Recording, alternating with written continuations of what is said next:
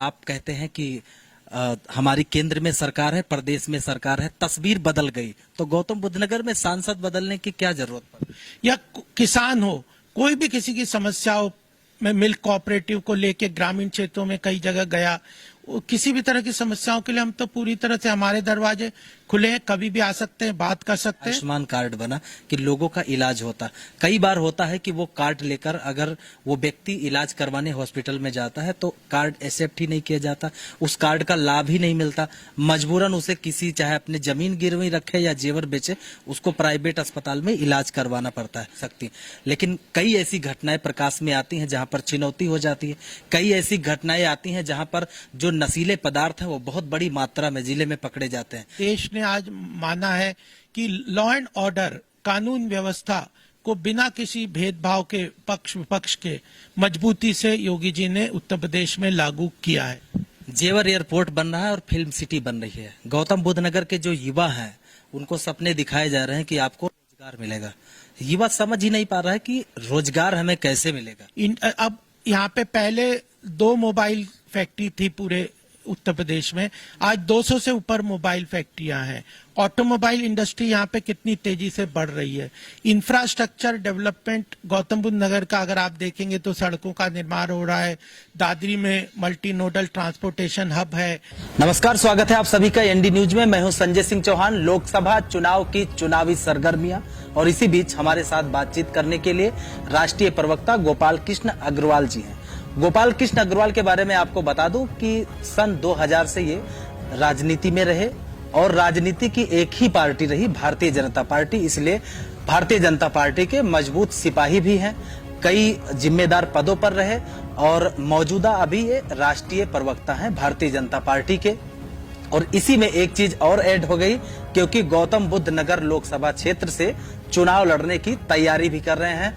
और इस तरीके से मौजूदा सांसद के अलावा अगर बात की जाए तो तीसरा जो नाम है वो है गोपाल कृष्ण अग्रवाल जी का, जो मजबूत माना जा रहा है कि टिकट की दावेदारी में गौतम बुद्ध नगर से चुनाव लड़ेंगे। आज बातचीत करने के लिए हम उन्हीं के साथ में मौजूद हैं। लेकिन टिकट होगा, चुनाव लड़ा जाएगा, पर उससे पहले सत्ताधारी पार्टी के नेता हैं, तो गौतम बुद्ध नगर में क्या काम हुए और कुछ चीजें जो ऐसी बीते दिनों में बीती हैं उसका भी जवाब लेने की हम कोशिश करेंगे गोपाल कृष्ण अग्रवाल जी से कि आखिर ऐसा क्यों नहीं हुआ, अगर मौका मिलेगा तो क्या करेंगे।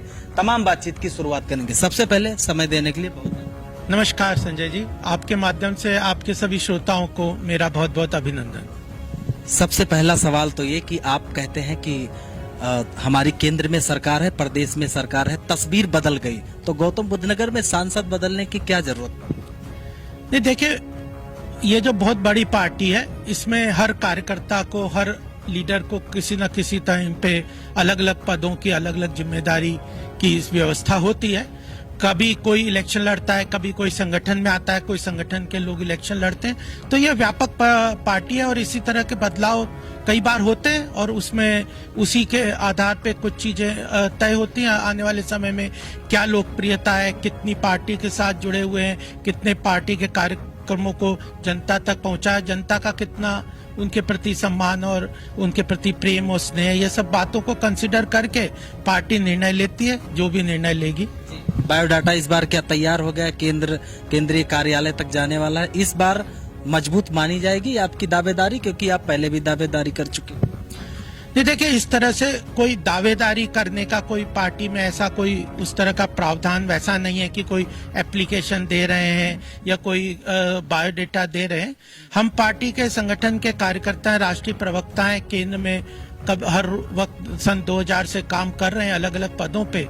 तो और इस हर व्यक्ति को, हर राजनेता को पार्टी के ये आवश्यक है कि वो कोई ना कोई कॉन्स्टिट्यूएंसी के साथ अपने आप को उसको कार्य क्षेत्र के रूप में अपनाए, उसको नर्चर करे, उसके अंदर काम करे। और पार्टी का तो एक बहुत बड़ा आजकल प्रकल्प भी चल रहा है, शुरू से चलता आया, मेरा बूथ सबसे मजबूत।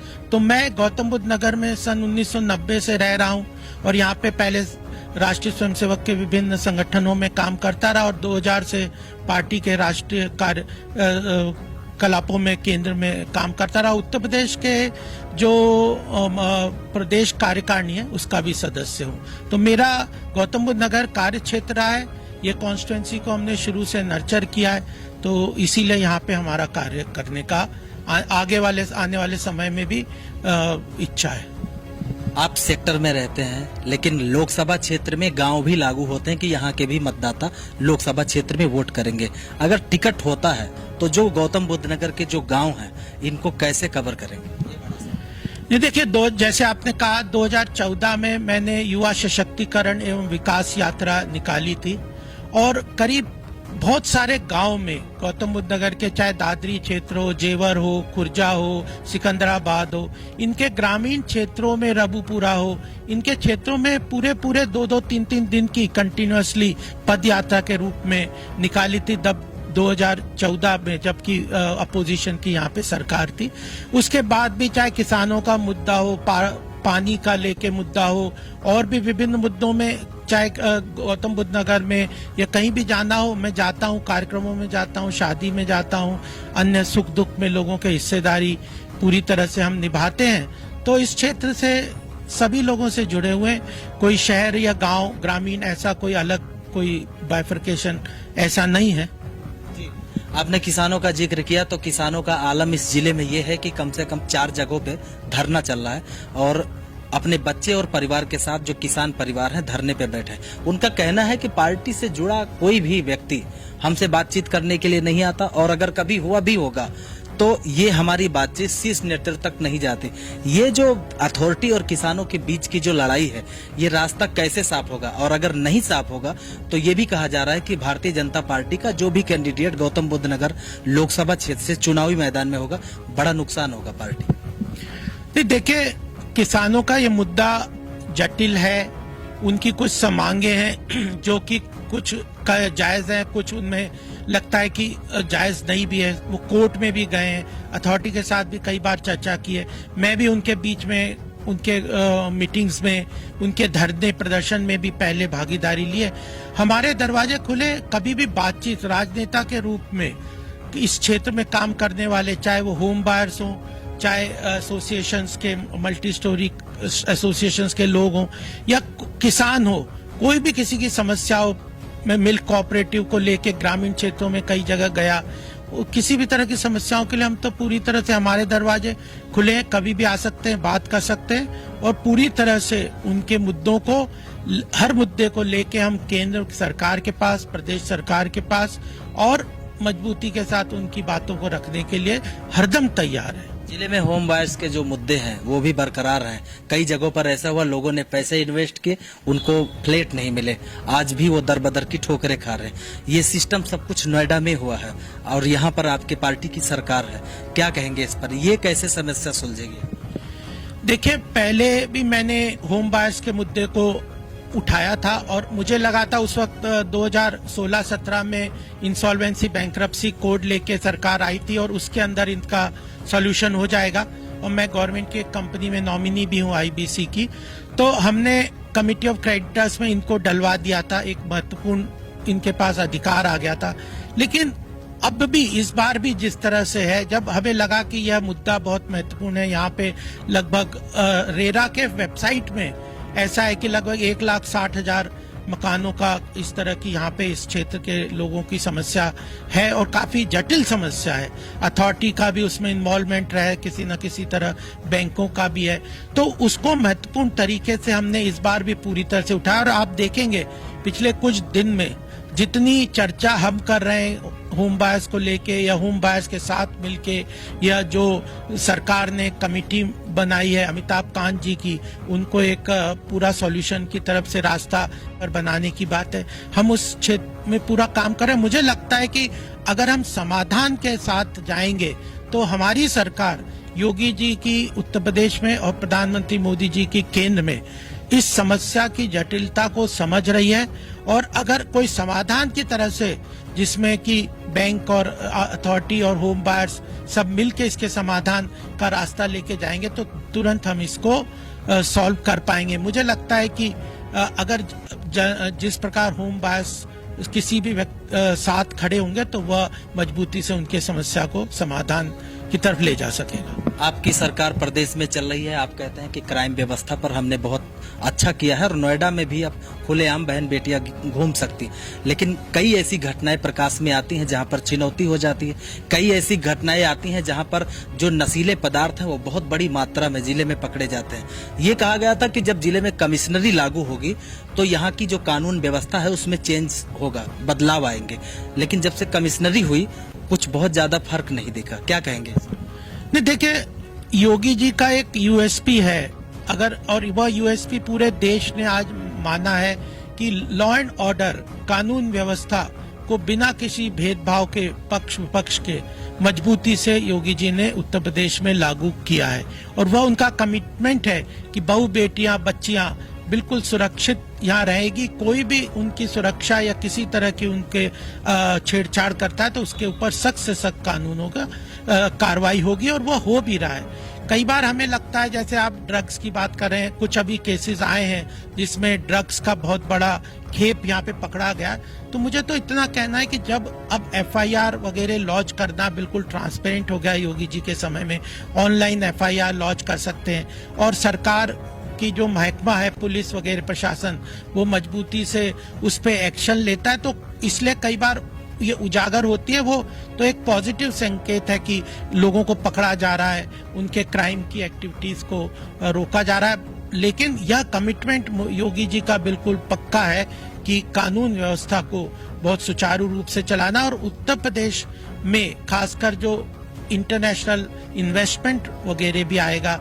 या जो यहाँ पे इंडस्ट्रीज लगेंगी, उसका एक बहुत बड़ा पक्ष ये रहेगा कि यहाँ पे कानून व्यवस्था पिछले समय के अनुसार काफी मजबूती से खड़ी हुई है। दो मुद्दे, बेरोजगारी और महंगाई, ये ऐसे मुद्दे हैं जिसको लेकर पूरा विपक्ष भारतीय जनता पार्टी को घेर रहा है। आप राष्ट्रीय प्रवक्ता हैं, तमाम लोगों को जवाब देना पड़ता है आपको, इस पर क्या कहेंगे? क्योंकि ये भी कहा जाता है कि जो वोट फैक्टर है, इस पे बड़ा नुकसान इस बार बीजेपी को पहुंचेगा, महंगाई और बेरोजगारी पर। युवाओं के पास भी नौकरी नहीं है, और जो रोजगार जो कर रहे हैं, जिनका व्यापार है अपना छोटा मोटा, महंगाई इतनी है कि लोग एक्सेप्ट ही नहीं कर पा रहे, जो कस्टमर हैं। महंगाई इस तरीके से कमर तोड़ के, इस पर क्या कहेंगे?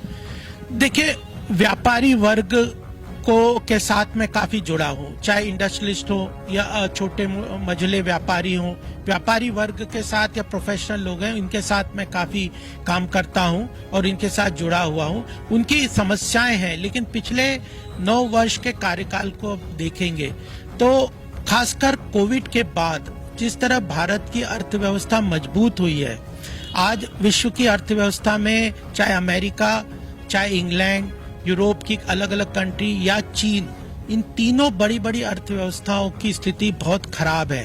महंगाई दर बहुत ज्यादा है, उनके वहां पे रिसेशन, मंदी की मार पड़ रही है, और लॉकडाउन के कारण, कई तरह का बजटीय घाटे के कारण उनकी अर्थव्यवस्था वापस पटरी पे नहीं उतर पाई है। लेकिन भारत की अर्थव्यवस्था आदरणीय मोदी जी के नेतृत्व में कोविड के बाद विश्व की सबसे तेज गति से बढ़ती हुई अर्थव्यवस्था बन गई है, और इसमें हम लोग भारतीय जनता पार्टी, क्योंकि मैं आर्थिक विषय भी देखता हूं, व्यापारी वर्ग को और बिजनेस कम्युनिटी को, इंडस्ट्रियलिस्ट को राष्ट्र निर्माण में हिस्सेदार, सहयोगी, पार्टनर मानते हैं।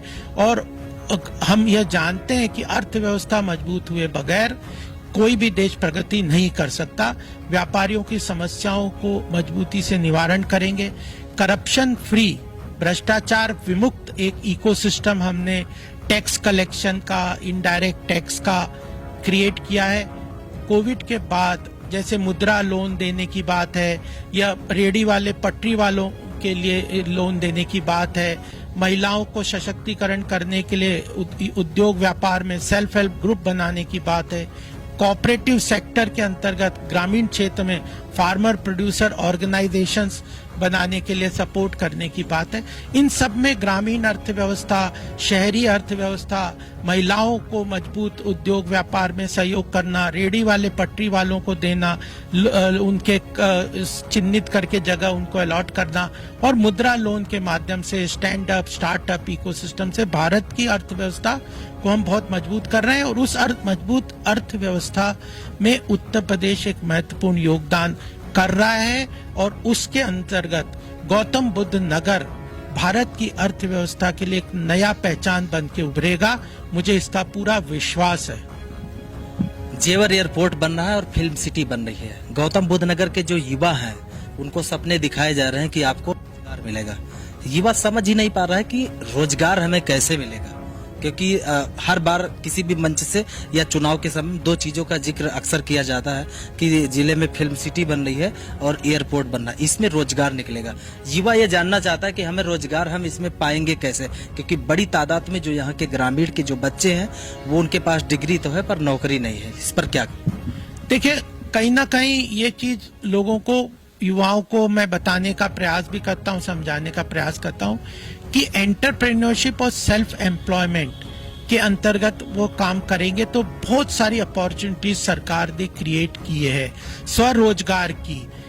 अब यहाँ पे पहले 2 मोबाइल फैक्ट्री थी पूरे उत्तर प्रदेश में, आज 200 से ऊपर मोबाइल फैक्ट्रियां हैं। ऑटोमोबाइल इंडस्ट्री यहाँ पे कितनी तेजी से बढ़ रही है। इंफ्रास्ट्रक्चर डेवलपमेंट गौतम बुद्ध नगर का अगर आप देखेंगे तो सड़कों का निर्माण हो रहा है। दादरी में मल्टी नोडल ट्रांसपोर्टेशन हब है, वो जो डिफेंस कॉरिडोर यहाँ से गुजर के जाएगा, फ्रेट कॉरिडोर यहाँ से जाएगा, जेवर एयरपोर्ट है।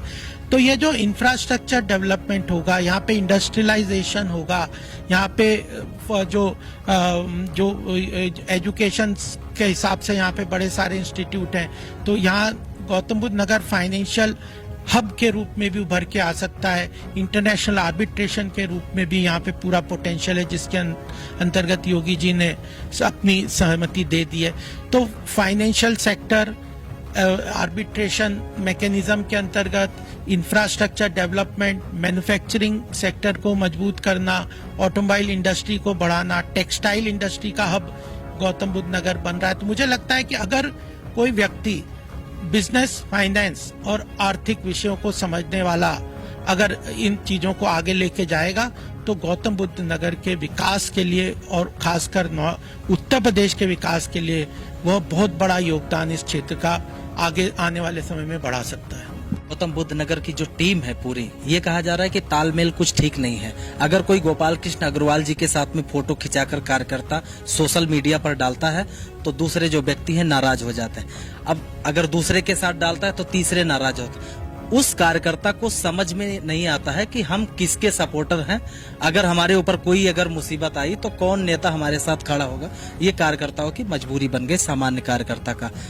ये तालमेल कैसे ठीक होगा, और अगर नहीं ठीक होगा तो पार्टी के अंदर खाने से तो नुकसान भी हो सकता है। देखिए, पार्टी संगठन का प्रोटोकॉल बहुत मजबूती से निभाने के लिए अध्यक्ष की जिम्मेदारी रखती है, और मुझे लगता है कि अध्यक्ष इस बात को ध्यान में रखते हुए पूरा काम करते हैं। अगर किसी कार्यकर्ता को इंडिविजुअली लगता है कि कोई उसके साथ ज्यादती हुई है, कोई हो तो कर सकते हैं। जो संगठन का एक प्रोटोकॉल है, पद का एक विशेष महत्व है, उस पद के अनुसार सबको अपने काम करना है। अगर नड्डा साहब भी आते हैं, टिफिन कार्यक्रम में यहाँ आते हैं तो कार्यकर्ताओं के साथ बैठ के भोजन करते हैं, चर्चा करते हैं। जितने भी कार्यक्रम होते हैं उसमें एक प्रोटोकॉल के अंतर्गत होता है, संगठन के हिसाब से होता है। और कोई individual like dislike Bharatiya Janata party के संगठन में मुझे नहीं लगता कि वह बहुत आगे तक उस चीज के साथ कोई जा सकता है, कोई नेता हो चाहे कोई किसी भी पद पे हो। कई बार आपके कार्यकर्ता, जो पार्टी के कार्यकर्ता होते हैं, उन पे खुद के मामले हो जाते हैं, खुद के मामले ही वो नहीं सुलझा पाते। ऐसे में जो पार्टी जिनके साथ जुड़े होते हैं वो भी हाथ खींच लेते हैं। इससे कार्यकर्ता का मनोबल टूटता है, और मनोबल टूटा तो वोट का नुकसान। ये लगता है आपको कि ऐसी कमजोरियां हैं क्या सुलझाने की, या कुछ इस पे मेहनत करने की जरूरत? देखिए, कार्यकर्ताओं को कई बार को किसी बात का अगर कुछ लगता है, कुछ कमी लगती है, तो वह अभी जैसे मैंने बताया आपको कि टिफिन पे चर्चा वरिष्ठ कार्यकर्ताओं के साथ राष्ट्रीय अध्यक्ष बैठे थे। पार्टी के सभी, नोएडा अपने आप में गौतम बुद्ध नगर एक ऐसा क्षेत्र बन गया है कि जहाँ पे केंद्र का बहुत बड़े नेता, प्रदेश के नेता सब रेगुलर आते रहते हैं, चर्चा करते रहते हैं, मिलते रहते हैं, बात करते रहते हैं। और हम लोग जो यहाँ पे कार्यकर्ता हैं, जैसे मैं राष्ट्रीय प्रवक्ता हूँ या जो भी है, किसी भी कार्यकर्ता की कोई भी समस्या होगी तो हम उसको लेने के लिए तैयार हैं, बात करने के लिए तैयार हैं। और मुझे नहीं लगता कि संवाद का कहीं गैप कार्यकर्ताओं के साथ पार्टी संगठन का है। आप कहते हैं कि हमारी सरकार ने तमाम योजनाएं चलाई, आपको एक योजना का उदाहरण देता, आयुष्मान कार्ड बना कि लोगों का इलाज होता। कई बार होता है कि वो कार्ड लेकर अगर वो व्यक्ति इलाज करवाने हॉस्पिटल में जाता है तो कार्ड एक्सेप्ट ही नहीं किया जाता, उस कार्ड का लाभ ही नहीं मिलता, मजबूरन उसे किसी चाहे अपनी जमीन गिरवी रखे या जेवर बेचे, उसको प्राइवेट अस्पताल में इलाज करवाना पड़ता है। सरकार ने तो योजनाएं चलाई लेकिन धरातल पर पालन नहीं किया जाता है, इस पर क्या कहें? देखिए, कुछ ऐसी योजनाओं के बारे में संज्ञान मेरे भी आया है कि कुछ हॉस्पिटल्स, प्राइवेट हॉस्पिटल्स या कोई किसी तरह के उस सहयोग नहीं कर रहे। तो इस चीजों को प्रधानमंत्री मोदी जी ने भी ये कहा है, हर पदाधिकारी को कहा है कि अपने अपने क्षेत्र में जाके किसी न किसी तरह इस बात को ध्यान में रखें कि जो एलिजिबल, जिनकी पात्रता है किसी सरकारी योजना के लाभार्थी के रूप में, वो और उनको उस योजना का लाभ नहीं मिल रहा, तो उन लोगों को उनके साथ कनेक्ट करके उनकी समस्याओं को सुने और उन समस्याओं का निराकरण करने का प्रयास करें और केंद्र में, प्रदेश में सरकारों को बताएं कि उन गैप्स कहाँ पे है। और इसीलिए आप देखिए कि पिछली 60 साल की स्वतंत्रता के बाद और हमारे 9 साल के कार्यकाल में जन कल्याणकारी योजनाओं का अगर पेनिट्रेशन देखेंगे, रीच देखेंगे, तो वह कई गुना बढ़ गया है। अगर जो मुद्रा योजना है या जो उज्ज्वला योजना है या हर घर जल योजना है, इनकी अगर नंबर देखेंगे, प्रधानमंत्री आवास योजना है या जो स्वच्छ भारत अभियान है, जनधन अकाउंट है, इनमें नंबर ऑफ बेनिफिशियरीज पिछले के मुकाबले इन 9 वर्ष में कई गुना बढ़ गए हैं। और इस बार इस बजट में प्रधानमंत्री जी ने कहा है कि आकांक्षी जिले और उसके बाद आकांक्षी एस्पिरेशनल ब्लॉक्स को हमने आइडेंटिफाई किया है और हम लोग 100% सैचुरेशन की बात कर रहे हैं। उसी प्रधानमंत्री के आह्वान को ध्यान में रखते हुए हमने नमो सेवा केंद्र भी यहाँ पे C62 सेक्टर 65 में खोला है, जिसमें एक हेल्प डेस्क नंबर भी है। अगर किसी को किसी तरह की इस योजना के लाभ से वंचित रहता है या किसी कारण से उसकी कोई कमी रहती है, तो हमारे कार्यकर्ताओं से, खासकर मेरे ऑफिस से C62 सेक्टर 65 में और मेरे द्वारा जो जारी जो हेल्प डेस्क नंबर है 9891408720 में कभी भी संपर्क कर सकते हैं। नमो सेवा केंद्र के माध्यम से हम जनता को उन योजनाओं के साथ जोड़ेंगे, उनकी जो बीच में गैप्स है उनको पाटने का पूरी तरह से कार्य करने का प्रयास कर रहे हैं। एक आखिरी सवाल, गौतम बुद्ध नगर लोकसभा क्षेत्र के जो निवासी हैं, जो यहाँ के वासी हैं, क्या हमारे चैनल के माध्यम से आप मैसेज देना चाहेंगे, क्योंकि आप टिकट की दावेदारी कर रहे हैं, आने वाले समय में टिकट होगा तो चुनावी मैदान में? देखिए, मैं ये संदेश देना चाहता हूँ आपके माध्यम से कि आदरणीय प्रधानमंत्री मोदी जी का बहुत बड़ा विजन है। 2047 में विश्व के पटल पे भारत को एक मजबूत नेतृत्व के रूप में विश्व का नेतृत्व करने के लिए वो खड़ा करने का काम कर रहे हैं। उसमें आर्थिक विकास एक महत्वपूर्ण उसका पहलू रहने वाला है। और अगर भारत आर्थिक रूप से मजबूत बनता है, जिस तरह के रास्ते पे अभी हम चल चुके हैं, तो उसमें उत्तर प्रदेश का, मेरा मानना है जिस तरह से मैं काम कर रहा हूं, कि उत्तर प्रदेश का बहुत बड़ा योगदान है। योगी जी ने कहा है कि हम लोग अभी 8% केंद्र की जीडीपी में कंट्रीब्यूट करते हैं, इसको बढ़ा के हम 20% का कंट्रीब्यूशन के तरफ ले जाएंगे। और उत्तर प्रदेश भारत की ग्रोथ का एक बहुत बड़ा इंजन बन के चलने वाला है आने वाले समय में। उसमें गौतम बुद्ध नगर की महती भूमिका है।